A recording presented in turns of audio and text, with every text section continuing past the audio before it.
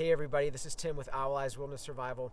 We're going to do a knife safety class today, but look at this beautiful view. What better place to sit and carve and enjoy the mountains. I'm very thankful to be out here, and even more thankful to be able to carve something cool for you guys. So just to get started, obviously you're going to need a knife. These are the knives that I have students use in my class.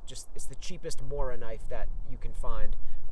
They're great for carving, nice and sharp and cheap, which is what I like. What I have is a cut glove, but what I do with my cut glove is I have a cut resistant glove. They're not cut proof, and I actually put a leather glove over it just to improve grip and to increase a little bit more safety. The knife can cut through the leather really easily, but just to give me a little bit more protection there. Then I'm going to have a chosen piece of wood, and we're going to make a really cool craft today that I have students make in my Survival 1 class. Very simple, easy, and quick to make, but it sets you up for just learning how to get used to a knife. And one thing that might be a good idea, it depends where you are, but I like to lay a cloth out in front of me because I let all my wood chips fall on this, then I collect them, and then I go and put them, either I bring them home and use them as fire starter, or I'll just put them somewhere hidden out in the woods. We're not polluting, right? It's just wood, but if I'm sitting at this nice view spot, I want to make sure that other people aren't coming into a big pile of wood chips. So come on over and let's get started. So now that we're all set up, when students have their piece of wood, what I have them do, especially kids, is take the thing that you're carving, not your knife, and just check what's called your blood circle. I like to call it the circle of carnage, depending on how things go. And that just gives you a boundary, right, of making sure nobody is inside of where your knife can go. Because as we carve, we're going to have follow through, and our knife can potentially hit somebody, hit their leg if we're too close to them and we're not paying attention. Another thing, just make sure that you're sitting cross-legged in the beginning, right? And then over time, you do what you would like to do. But if we sit cross-legged and we put our elbows on our knees, what that does is it makes sure that our entire body is out of our way when we carve, okay? If I was sitting like this, carving, my leg is downrange of my knife, okay? And that's one of the biggest safety rules with knives, is always cut away from yourself and others, all right? And a rule I like to set early on is the knife is either in your hand or in the sheath, all right? We're never taking it out and leaving it on the ground.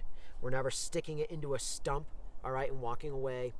I don't particularly like to hand my knives off because all the students in my classes, they either have their own knife on their belt or they have it in this sheath, which I have them keep off their belt so that they can hand this off safely this way.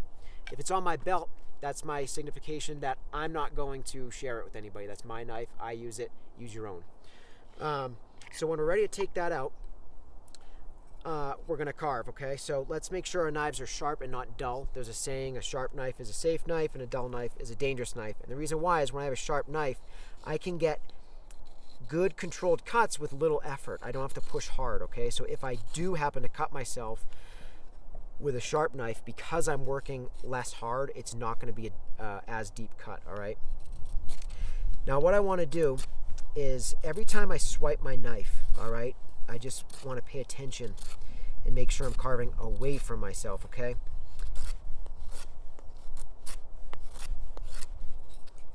All right, I'm not cutting like this, okay, towards myself.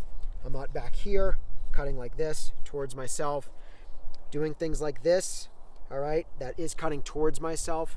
There are cuts I'm going to show you guys later where we do cut towards ourselves, but I'm going to show you the very safe ways to do that. But we have to get everybody some knife experience at first. I'm holding that knife with a really good firm grip. I don't like to put my thumb on the back of the blade except for one style of cut, which I'm going to show you in a little bit. So I started with a square piece of wood. And notice how I'm starting from the finger guard and working towards the tip as I carve. I'm not plowing straight, all right? Although I can cut the wood, it's a little bit better form to do slices as opposed to plows, all right? I want to slice with my knife because I'm using the full distance of my blade, right? The full length of my blade to make those cuts. They're going to work in my favor. And if I want to cut over here, like I just did, flip the wood. And sometimes if I have a hard cut, there's different things you can do, but I never want you to force it really hard because then, remember, there's rock under this, right? So I never want my knife to end in rock, in flesh, or dirt. I only want it to end in air or wood, right? If I had a little cutting board like this and I wanted to, I could cut things like this. And I'm going to show you batoning in a little bit, and we're going to use a piece of wood instead of a piece of rock or the ground as a backdrop. Now what we're aiming for here is I started with a square or rectangular piece of wood. I'm actually going to just work on the angles of that square, the tips of the square, and I'm going to try to make a perfect cylinder, all right, kind of like a broomstick.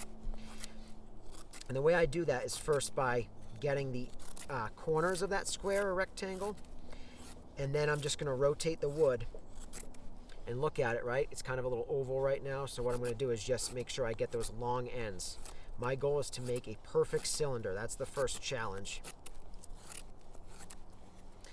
Now, if I ever drop my knife, I'm going to let it fall, all right? We're not going to try to catch it, because that's how people can get really bad cuts, because when it drops and people try to grab it, then they might grab it too hard, or it might be just falling enough that it slips just out of their hand, and before they can really grab it, they slice their fingers. It's never good to cut yourself. Now, notice how I'm pushing my knife and pulling the wood back. You can do both. You can push your knife forward,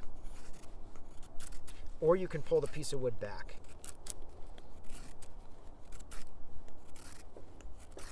All right, I feel like I kind of benefit from doing both at the same time to remove these wood chips. Now remember, these wood chips make excellent, this is just a piece of pine, so it's a good soft wood. It's not sappy, very easy to carve, no knots.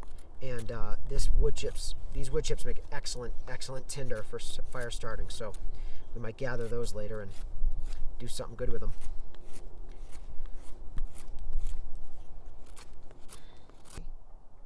So now that I have a perfect cylinder or something close to it, all right, what we're going to do is we're going to pick an end and we're going to sharpen that end. Now the way we sharpen an end is we grab our knife, grab our piece of wood, and I'm going to make cuts. And what I'm going to do is keep my knife at the same angle as I carve, all right? Now remember, the knife is pretty much just a plow, all right? There's that edge.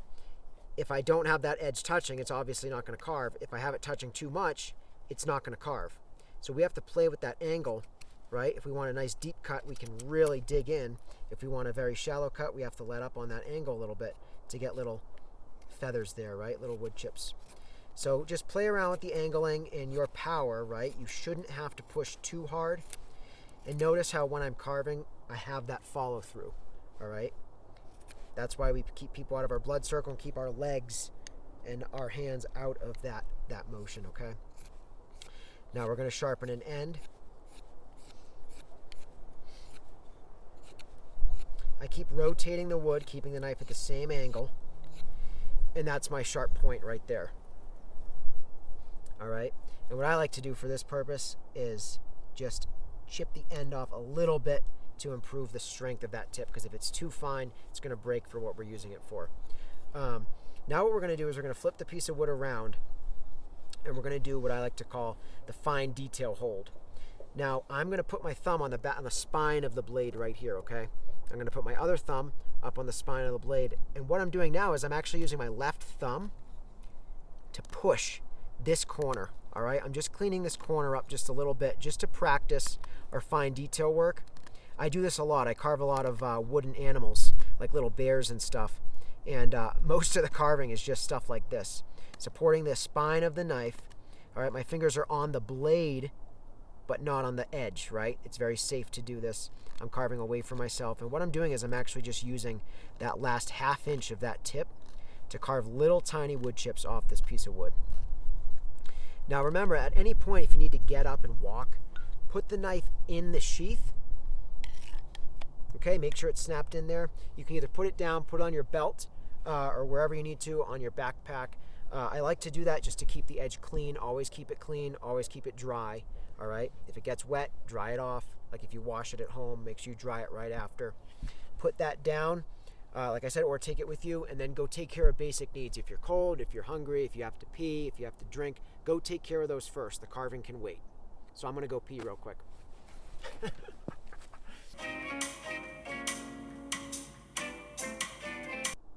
So now that we have our project about done, I intentionally didn't tell you what we're making because I wanted you to figure it out. Have you guessed what it is yet? Because when we make this next cut, you're going to be able to, you'll find out what it is. So now that we're almost done, we're going to do the last cut, which I tend to find with students, it's actually the hardest cut. And what it is it's a stop cut, all right? So I'm going to grab a piece of wood, and I suggest you do the same. You can do this into the air as well. Let me grab a more stable piece. You can do this into the air, but I like to put it up against something just to provide more power. So what we're going to do is, remember, knives aren't saws, all right? That's why we have saws and knives. They're two different tools. So with the knife, if we want to make a vertical cut straight into the wood, we're actually going to rock the knife, okay? Now this is me doing it in the air or on a piece of wood. Very, very, very important. Don't do it on your leg, all right? For obvious reasons. Now I'm going to rock that knife, and there's my little stop cut, that little line that you see there. Now what I'm going to do is I'm going to carve into it gently, all right? Again, I have my thumb on the spine of the blade, and notice how I create those little lifts of wood. I'm going to go back, and I'm going to alternate between doing my stop cut and cutting into it. All right? I call this notch a 7 notch because it looks like the number 7.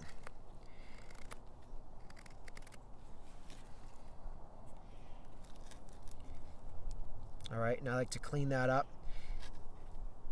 as I go. And I'll do one more just to get that a little deep. When you carve this notch, don't go more than halfway through the piece of wood. Halfway is actually probably a little too much, but if you go more than halfway, it's going to break. So, have you figured out what we use yet? It's a tent stake. So there's our tent stake. Very simple project. I have students do this in Survival 1 because what it does is it lets us, first we make the cylinder. It lets us just use the knife. All right, we make a sharp point, which is super important in the woods. And we make those notches, which we use in our deadfall traps. We use them in our bow drill sets. We use them for, you can make a pot hanger out of this with a couple more cuts. And it lets students also do that fine detail with that tip of that knife. All right, so I'm gonna put my knife away. And there's our project, okay? Obviously, I would want a more hard piece of wood if I was gonna take this out long term. But this piece of pine would work great for a camping trip right now. Now, the way I got a square piece of wood, right, because pretty much all sticks and trunks are cylinder, the way I got a square piece of wood is I did something called batoning. Now, I took my knife, and you do have to be careful. This is why people like full tang knives, which is a knife that has the blade and the handle is all one solid piece of steel. Because I have seen knives break with this method, especially folding knives. But what I'm going to do, and it's pretty much you put your knife in place of an axe. We're going to split along the grain with our knife. All right, now I can't take my knife and swing it into my piece of wood. With big choppers, maybe you can do that, and my fingers are in the way right now, right? So it's very unsafe to go and try to swing that in. But what I'm going to do is place my knife down, make sure there's something on the bottom. A stump is ideal, but you know, we're out in the woods, so it's hard to just find, you know, chainsaw cut stumps or logs. So you can find a dead log on the ground or a piece of cottonwood bark in this case. I have my knife there and just a good hardwood stick. This is a piece of pine, so sometimes you need a really big piece if you're going to split big stuff, but this would work just fine. I'm going to tap my knife, and that goes right through that piece of wood, all right? Be careful with your follow through. You can see how that, it was hard at first, and I just jolted right through, but then that split my piece of wood. Then I can take this, and I'm ready to carve, ready to make a bow drill baseboard, a hand drill baseboard, a spoon, what have you. All right, so that's my knife safety, very, very basic knife safety and usage. A couple knife skills there. I hope you enjoy it. Get out there and get carving.